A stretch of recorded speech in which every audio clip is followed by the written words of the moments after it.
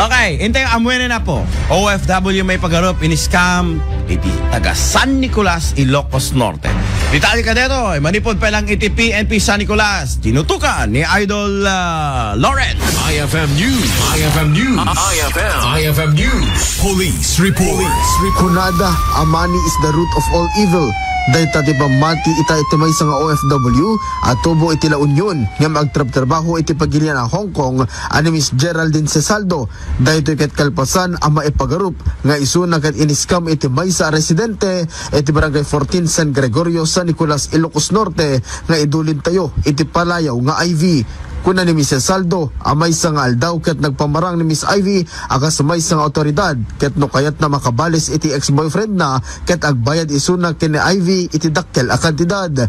Impatad na nga arig na na-hypnotize isuna kadag iti simabong asar sarita ni Ivy at dimanon iti 500,000 pesos iti nairwar a kwarta nga aging gana ita ket adun asarita iti nagti barangay ngem saan nga ingkan kano ni Miss Ivy agpapan kadag itoy agundaway. Dapat ko makanyayo da kayo ti makin basol ada ti basol yo kanya ada buong pamilya actually sir buong pamilya pati anak ko pati kakabsat ko kadagay katugangan di kabsat ko naalaan da amin ti kwarta nga dagita isong handaan ko nga amo nga naalaan da ti kwarta dagita nagruar langan idi inyi stop ko pati kita friends ko nga dari ti Hong Kong so dahil lang ti ibagak kanyayo isubliyo na ang data kwarta dahil talaang ti kwa dahil talaang ti daw-dawatid kanyayo haan kayo nga napangasta talagang nagaduti nagchat kanyak aduti nagchat kanyak na nagaduti na alaan nyo nga kwarta pati na kita bagbagas ka na grocery